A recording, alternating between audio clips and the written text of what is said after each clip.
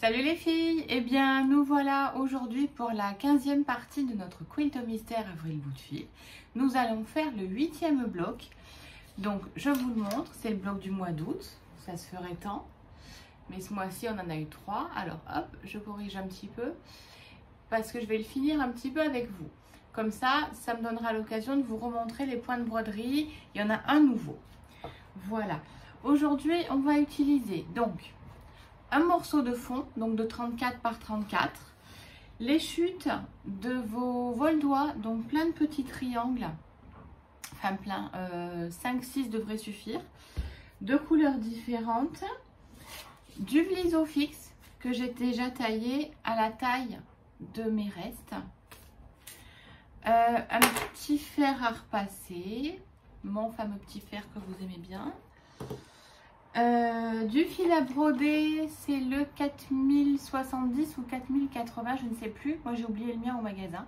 Donc je vais vous montrer avec celui-ci et je referai après. Un cercle à broder parce qu'on va faire un joli point de corail et du coup on va avoir besoin que ce soit un petit peu tendu et un petit peu fin. Voilà. On va faire du pliage. Donc il va nous falloir une petite règle et un bic. Voilà. Et bien écoutez, je crois que c'est tout. On va passer sur la planche. On va attaquer par les petits pliages d'ici. Vous voyez, là ils sont mobiles, on va les coudre après. En ce qui concerne le cerf-volant, je vais vous le laisser faire avec votre technique habituelle. Et moi je vous montre donc comment on fait ces petits appliqués à partir de nos triangles découpés et pliés. Et puis les points de broderie. D'accord? Allez, on se retrouve sur la planche, à tout de suite. Alors, ce coup-ci, on va prendre un petit triangle de nos restes. Un petit morceau de vliso fixe que j'ai découpé à peu près à la grandeur. Là, c'est le côté colle, c'est le côté granuleux. Donc, je le colle, je le positionne sur mon tissu. Je le colle.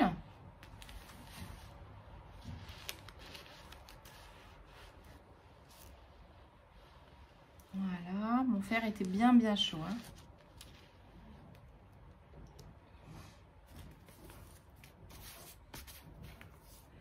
Et ensuite, c'est là que ça se complique. Parce que pour obtenir ces petites pièces comme ça, il va déjà falloir couper celui-ci en deux. Alors, on utilise notre règle.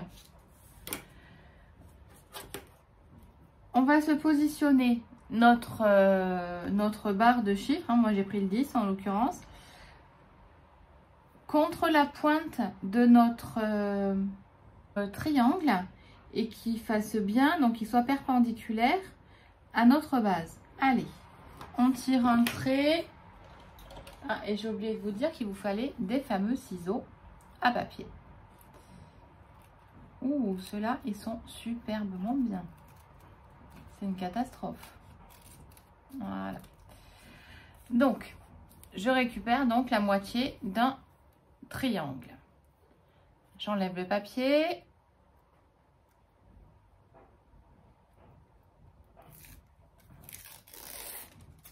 On est d'accord qu'il ne me reste que la colle.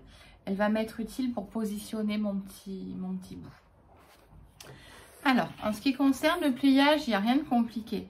Vous le mettez devant vous, comme ça, pointe devant vous. Vous le pliez à peu près sur 1 cm. Là, je sens que ça va plaire à certaines, puisque je vous dis bien de faire de l'à peu près. Donc, vous voyez, vous faites bien ce petit tourlet comme ça. Ensuite, vous pliez. Le pliage, c'est-à-dire que vous allez mettre ce côté-ci contre la pointe de votre triangle.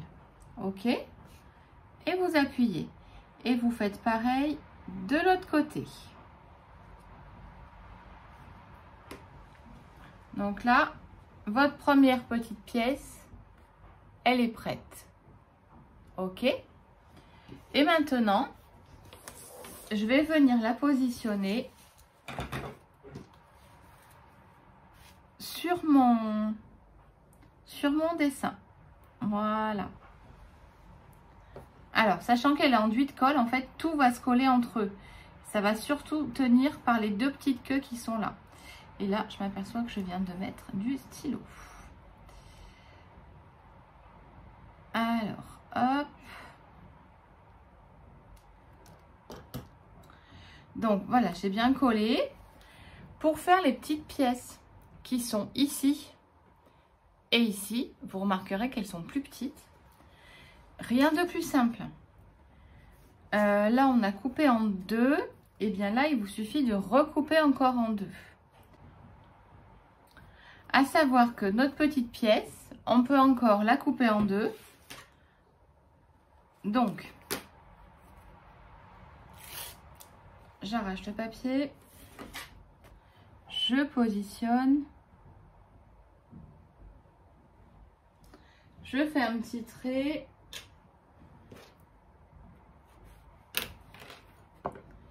Et je coupe. Bon, là, ce coup-ci, je vais pouvoir utiliser un ciseau normal puisque j'ai enlevé le papier. Hop. Donc là, nous allons faire les triangles de cette taille-là. Donc les moyens.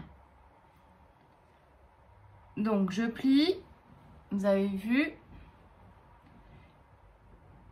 Et je replie dans l'autre sens.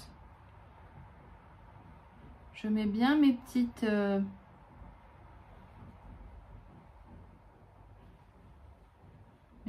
queues l'une contre l'autre et elles se finissent dans la pointe de mon triangle. Ok, donc voilà une petite pièce. Et je vous ai dit qu'on allait faire encore plus petit. Donc toujours pareil, je positionne et je fais ma perpendiculaire à partir de la base. Hop, je trace, je coupe. Et maintenant, hop, je le plie.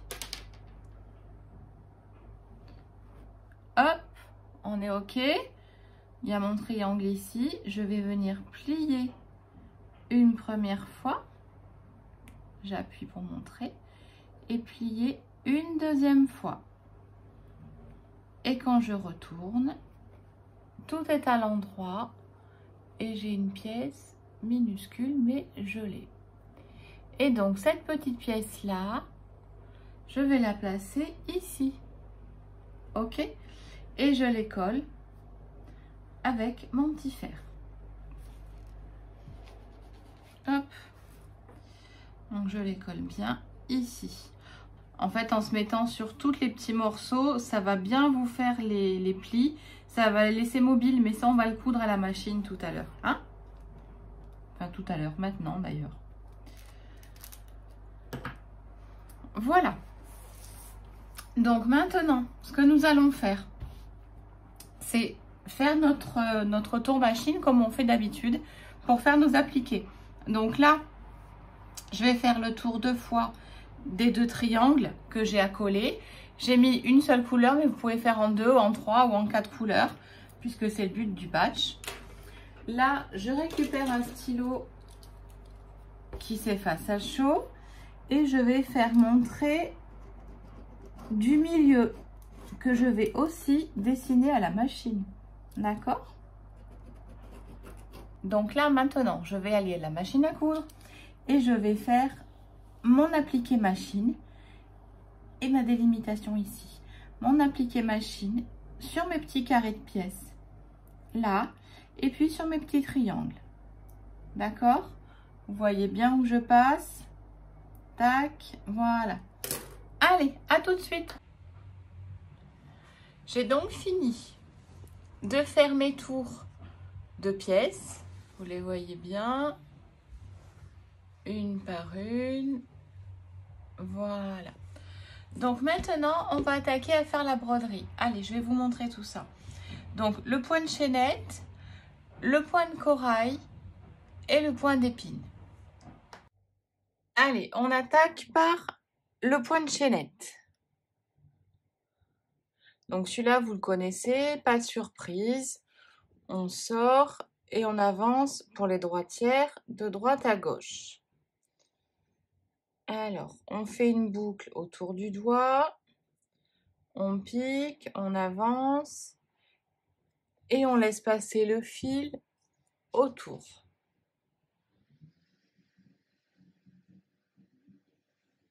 On repique dans la petite boucle là, tout devant.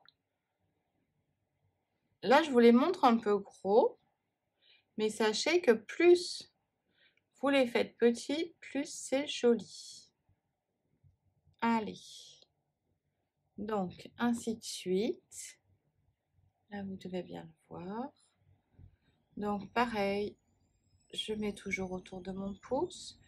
Je pique dans la petite boucle et je vais plus loin. Et je lâche mon fil qu'à la fin. Et on suit bien la petite courbe. Là, ça y est, je commence à vous les faire plus petits. C'est déjà plus joli.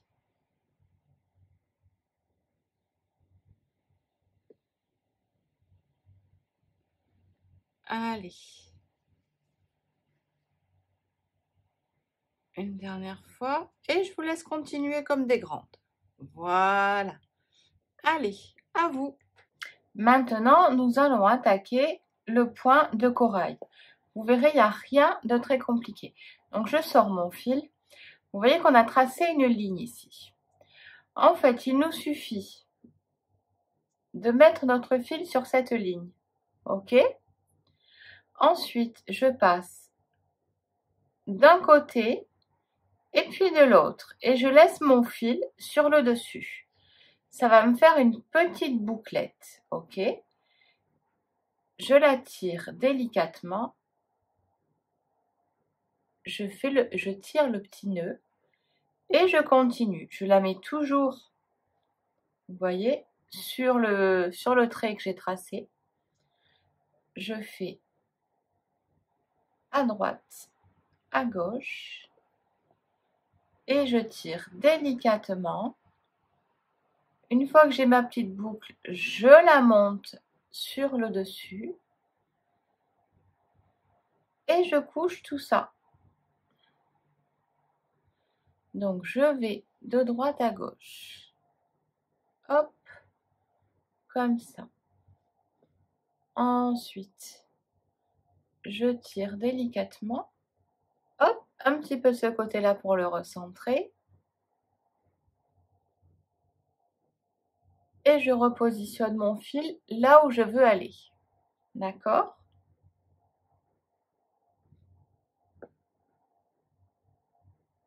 Je tire, je centre et je repose mon fil là où je veux aller.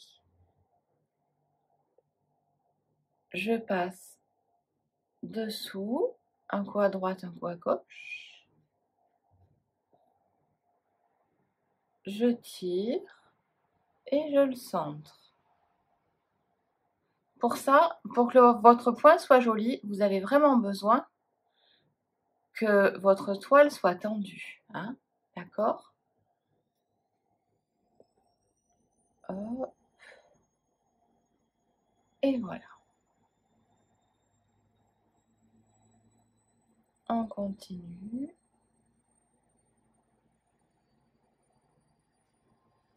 Hop. Voilà. Alors, je vais vous donner une petite astuce pour celles qui ont peur de ne pas être régulières. Vous prenez un stylo qui s'efface et vous faites des petits points bien réguliers là où vous allez planter et sortir votre aiguille. Vous allez la planter ici, la sortir là. Si vous faites ça, vous aurez un point qui est hyper régulier. Ça marche? Allez, au point suivant. Donc, nous voici pour le point d'épine. Donc, nous voici en train de faire le point d'épine. Donc, je sors au bout de ma tige. Je me mets sur le dessin et je vais faire comme un point de chaînette ouvert, une fois à droite, une fois à gauche. Donc, je pique un petit peu plus loin et je reviens sur mon trait. Voilà. Je passe de l'autre côté, toujours le fil derrière mon doigt. Je pique plus loin et je reviens sur mon traçage. Voilà. C'est un point qui va relativement vite. Et on continue comme ça tout le long. Ok? Donc, je suis mon trait.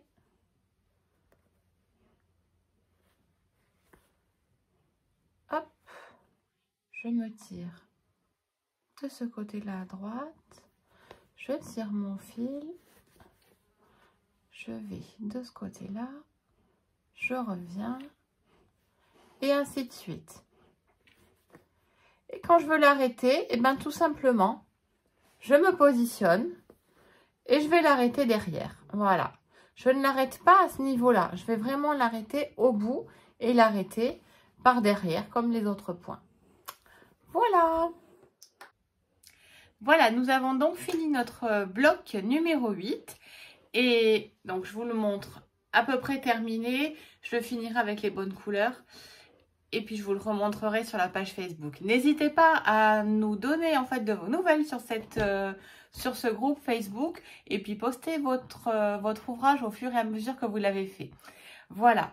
Eh bien, écoutez, nous, on se revoit dans 15 jours. Et dans 15 jours, nous allons attaquer donc le montage de notre quilt mystère. Allez, à dans 15 jours!